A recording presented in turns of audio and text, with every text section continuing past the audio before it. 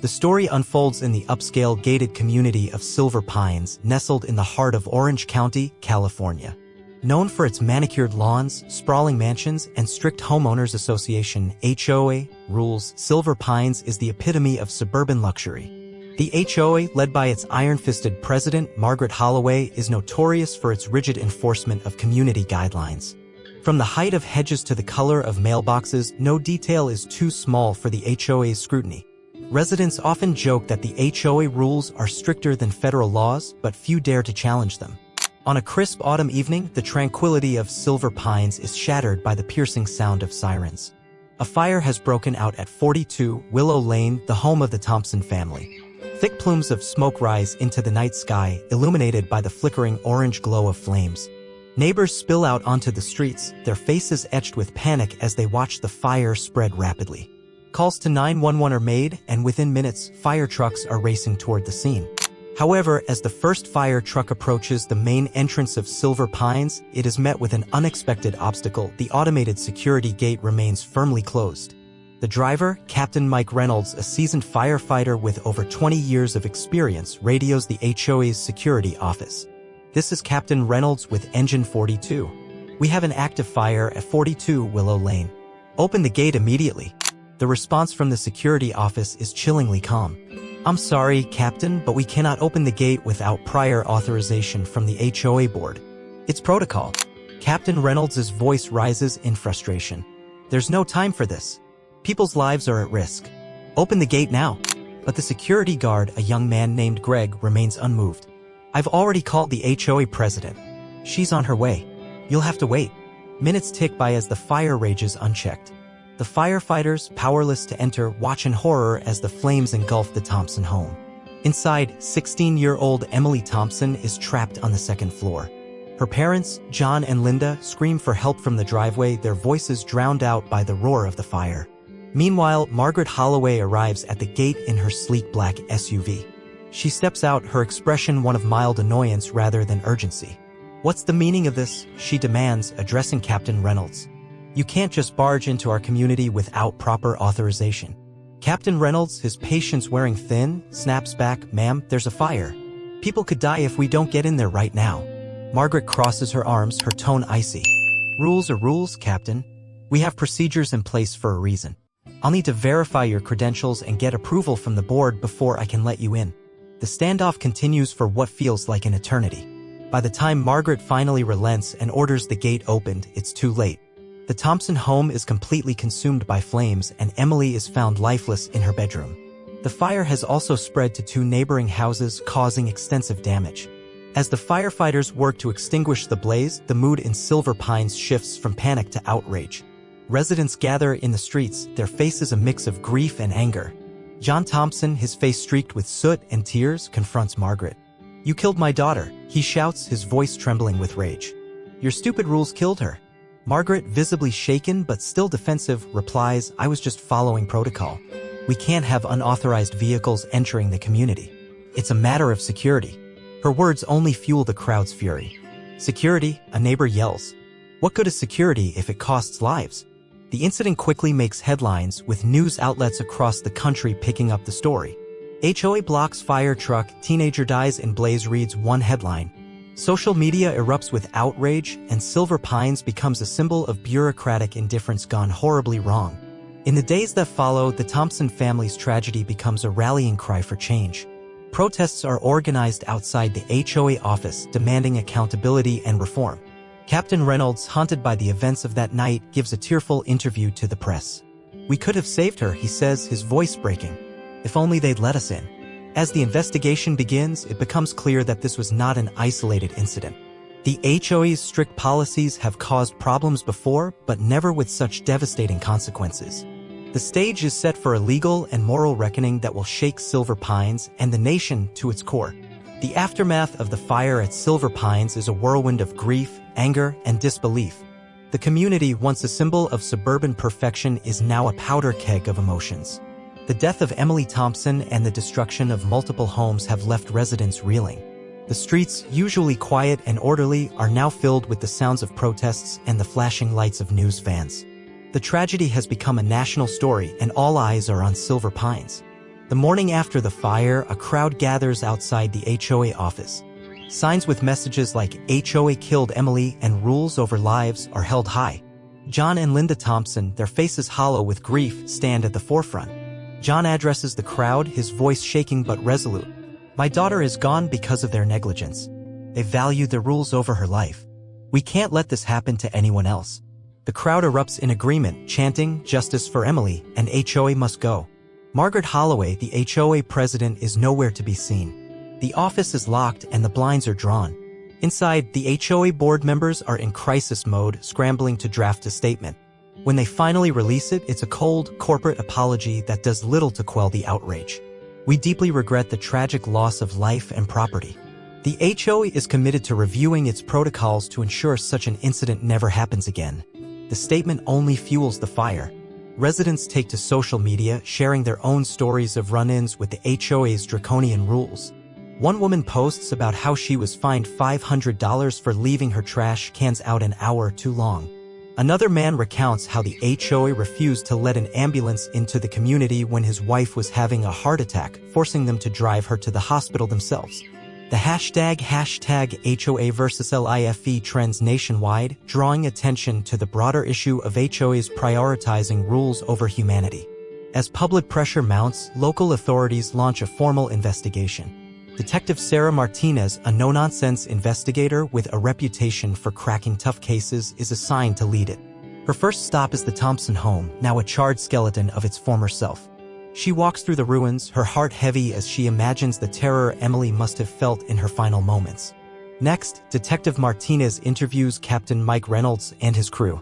"We could have saved her," Reynolds says, his voice thick with emotion. "We had the equipment, the training, the manpower. But we were stuck at that damn gate for over 10 minutes. 10 minutes that cost a young girl her life." Martinez also speaks with Greg, the security guard who refused to open the gate. He's visibly shaken, his hands trembling as he recounts the events. "I was just following orders," he says. "Margaret told us never to open the gate without her approval. I didn't know it would end like this." As Martinez digs deeper, she uncovers a pattern of negligence and arrogance within the HOA. Emails and internal documents reveal that the board had repeatedly ignored warnings about the dangers of their strict gate policy. A year earlier, a local fire department representative had sent a letter urging the HOA to install an emergency override system for the gate. The request was denied, with Margaret writing in the margins, "Unnecessary expense. Our security protocols are sufficient." Martinez also discovers that the HOA had been sued multiple times by residents over similar issues. In one case, a delivery driver was denied entry during a medical emergency, delaying the arrival of life-saving medication. The case was settled out of court and the HOA quietly tightened its policies further. The most damning evidence comes from a former HOA board member, Karen Whitaker, who resigned 6 months earlier. "I tried to warn them," Karen tells Martinez. "I told Margaret that their obsession with control was going to get someone killed. But she wouldn't listen. She said rules are what keep this community safe. I guess she was wrong." With the evidence mounting, the district attorney's office decides to press charges. Margaret Holloway and 3 other board members are arrested and charged with involuntary manslaughter and criminal negligence. The news sends shockwaves through Silver Pines and beyond. For many, it's a moment of vindication. For others, it's a sobering reminder of the consequences of unchecked power. At the arraignment, Margaret maintains her composure, insisting she's innocent. "I was just doing my job," she tells the judge. "I never intended for anyone to get hurt." But her words ring hollow, especially when the Thompsons are in the courtroom, their grief palpable. The charges deepen the divide within Silver Pines. Some residents, particularly those who have clashed with the HOA in the past, are relieved to see Margaret and her board held accountable. Others, however, defend the HOA, arguing that the tragedy was a tragic accident, not a crime. "Margaret was just trying to protect us," one elderly resident says. "She didn't mean for this to happen." The tension spills over into heated arguments at community meetings and on social media. The once unified neighborhood is now fractured, with everyone choosing sides. Amid the chaos, the Thompsons remain steadfast in their pursuit of justice. "This isn't just about Emily," John says at a press conference. This is about making sure no other family has to go through what we've been through. Rules should protect people, not kill them. As the case moves toward trial, the nation watches closely. Legal experts debate whether the charges will stick, while advocacy groups use the case to push for reforms in HOA regulations. Detective Martinez continues to gather evidence, determined to ensure that justice is served. But for the residents of Silver Pines, life will never be the same. The fire has exposed the dark underbelly of their idyllic community, and the scars, both physical and emotional, will take years to heal. As the investigation unfolds, one thing becomes clear. This is not just a story about a fire or a gate. It's a story about power, accountability, and the cost of putting rules above humanity. The trial of Margaret Holloway and the Silver Pines HOA board members becomes a media spectacle, drawing national attention. The courtroom is packed every day, with reporters, legal analysts, and curious onlookers filling the seats. The case is not just about the death of Emily Thompson. It's about the broader implications of unchecked power and the consequences of prioritizing rules over human lives. The prosecution, led by District Attorney Rachel Nguyen, opens with a powerful statement. This case is about accountability, Nguyen says, her voice steady and commanding. The defendants had a duty to protect the residents of Silver Pines. Instead, they chose to enforce arbitrary rules, and in doing so, they cost a young girl her life. Nguyen presents a compelling case, calling witnesses who paint a damning picture of the HOA's negligence. Captain Mike Reynolds takes the stand first, recounting the night of the fire in vivid detail. "We were ready to do our jobs," he says, his voice heavy with emotion. "But we were stopped by a gate and a woman who cared more about her rules than the lives of the people she was supposed to serve." Next, Greg, the security guard, testifies. He's visibly nervous, his hands trembling as he speaks. "I was just following orders," he repeats. "Margaret told us never to open the gate without her approval. I didn't know it would end like this." The most impactful testimony comes from Karen Whitaker, the former HOA board member. She reveals the inner workings of the board, describing Margaret's authoritarian leadership style and her refusal to consider any changes to the gate policy. "I tried to warn them," Karen says, her voice breaking. "I told Margaret that their obsession with control was going to get someone killed. But she wouldn't listen. She said, 'Rules are what keep this community safe.' I guess she was wrong." The defense, led by high-profile attorney Robert Carmichael, argues that the tragedy was an unfortunate accident, not a crime. Margaret Holloway and the board members were doing their best to protect their community. Carmichael says in his opening statement, "They never intended for anyone to get hurt. This was a tragic, unforeseeable event." Carmichael attempts to shift the blame onto the fire department, suggesting that they should have found another way to enter the community. "Why didn't they ram the gate?" he asks during cross-examination. "Why didn't they take more decisive action?" Captain Reynolds, however, remains steadfast. "We don't carry battering rams on our trucks," he replies. "And even if we did, we shouldn't have to. The gate should have been open. It's that simple." The prosecution's most damning evidence comes in the form of internal HOA emails and documents. One email, sent a year before the fire, shows Margaret rejecting a proposal to install an emergency override system for the gate. "Unnecessary expense," she wrote. "Our security protocols are sufficient." Another document reveals that the HOA had been warned multiple times about the dangers of their strict gate policy. A letter from the local fire department, dated 6 months before the fire, explicitly states, "The current gate policy poses a significant risk to public safety. In the event of an emergency, every second counts. We strongly urge the HOA to implement an emergency override system." Margaret's response, scrawled in the margins, is chilling. "Not a priority. Our rules are in place for a reason." The most emotional moment of the trial comes when John and Linda Thompson take the stand. John speaks first, his voice trembling with grief and anger. "Emily was our everything," he says, clutching a photo of his daughter. "She was smart, kind, full of life, and she's gone because of their rules." They're stupid, heartless rules. Linda, too overcome with emotion to speak, simply holds up Emily's favorite stuffed animal, a worn-out teddy bear named Mr. Cuddles. The courtroom falls silent, the weight of their loss palpable. After weeks of testimony, the jury deliberates for 3 days. The tension in the courtroom is unbearable as the foreperson stands to deliver the verdict. We, the jury, find the defendants guilty of involuntary manslaughter and criminal negligence. The courtroom erupts. John and Linda embrace, tears streaming down their faces. Margaret Holloway, her once imposing demeanor shattered, slumps in her seat, her face pale. The other board members sit in stunned silence, their lives forever changed by the verdict. The verdict sends shockwaves through Silver Pines and beyond. Margaret and the board members are sentenced to prison terms ranging from 5 to 10 years. The HOA is dissolved, and a new, more transparent board is elected. The community begins the long, painful process of healing. For the Thompsons, the verdict is a bittersweet victory. It won't bring Emily back, John says at a press conference outside the courthouse. But it's a step toward justice. No one should have to go through what we've been through. Rules should protect people, not kill them.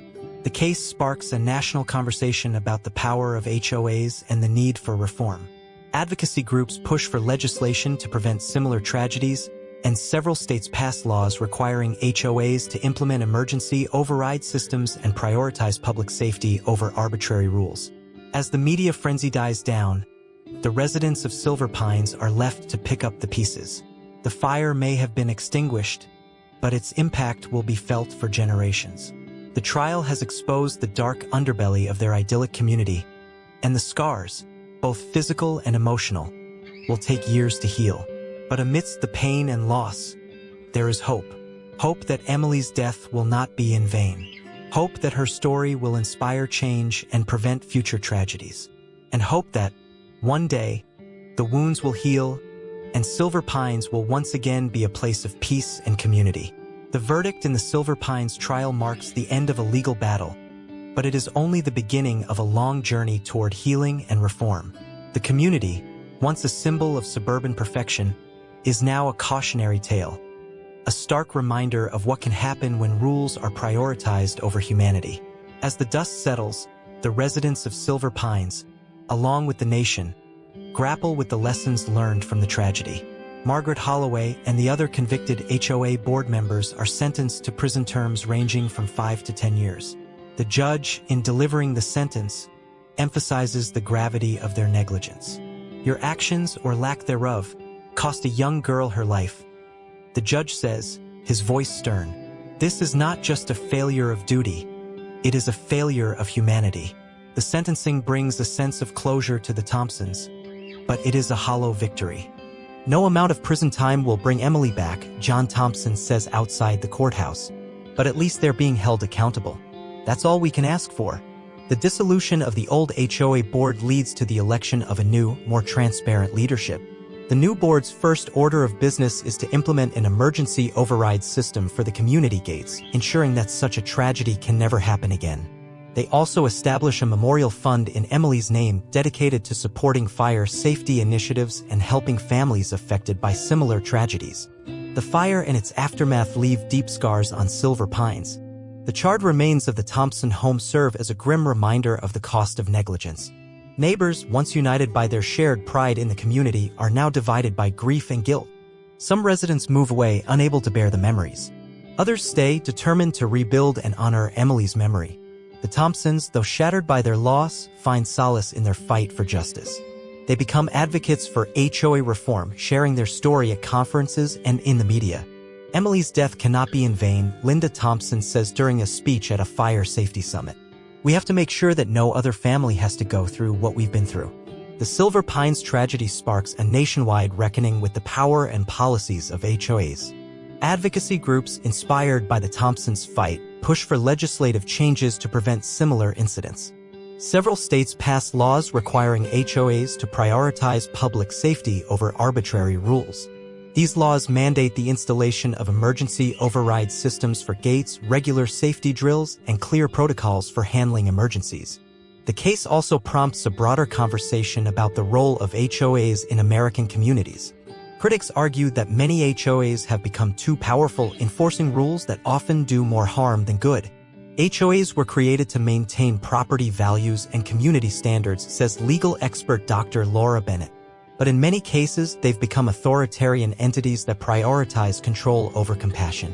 In Silver Pines, the community comes together to create a memorial for Emily. A small park is dedicated in her name, featuring a plaque with her photo and the words, "In memory of Emily Thompson, whose life reminds us that rules should protect, not harm." The park becomes a place of reflection and healing where residents can gather to honor Emily's memory and reaffirm their commitment to each other. The Thompsons visit the park often, finding comfort in the quiet space. "It's a place where we can feel close to her," John says, his voice soft. "It's a reminder that even in the darkest times, there's still hope." Inspired by their daughter's legacy, the Thompsons established the Emily Thompson Foundation, a nonprofit organization dedicated to promoting fire safety and advocating for HOA reform. The foundation provides grants to communities for the installation of emergency override systems, funds fire safety education programs, and offers support to families affected by similar tragedies. The foundation's work gains national attention, and the Thompsons become leading voices in the fight for safer communities. "Emily's death opened our eyes to a problem that affects so many people," Linda says during a fundraising event. "We're determined to make sure her legacy is one of change and hope." Over time, Silver Pines begins to heal. The new HOA board works to rebuild trust with the residents, prioritizing transparency and community input. The once rigid rules are relaxed and a new spirit of cooperation emerges. "We've learned the hard way that rules are meant to serve people, not the other way around," says the new HOA president, Mark Stevens. "Our community is stronger when we work together." The fire safety measures implemented in the wake of the tragedy become a model for other communities. Fire departments across the country reach out to Silver Pines for guidance on how to improve their own emergency response protocols. "Silver Pines has turned a tragedy into an opportunity to lead," says Captain Mike Reynolds, who has become a close friend of the Thompsons. "They're showing the world that even in the face of unimaginable loss, there's still hope for a better future." As the years pass, the memory of Emily Thompson continues to inspire change. Her story is taught in schools as a cautionary tale about the importance of compassion and accountability. The Emily Thompson Foundation grows, touching countless lives and saving others from similar tragedies. For the Thompsons, the pain of losing Emily never fully goes away, but they find purpose in their mission. "Emily was a light in our lives," John says, his voice steady. "And now, through her foundation, that light continues to shine. She's still making the world a better place."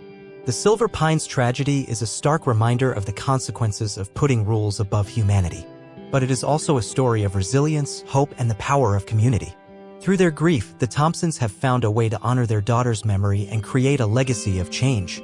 Their fight for justice has not only transformed Silver Pines but has also inspired a nationwide movement towards safer, more compassionate communities. As the sun sets over the Emily Thompson Memorial Park, the residents of Silver Pines gather for a candlelight vigil. The flickering flames are a symbol of hope, a reminder that even in the darkest times, there is always a way forward. And as the candles burn brightly, the community stands united, ready to build a future where rules serve people and no life is lost to negligence again.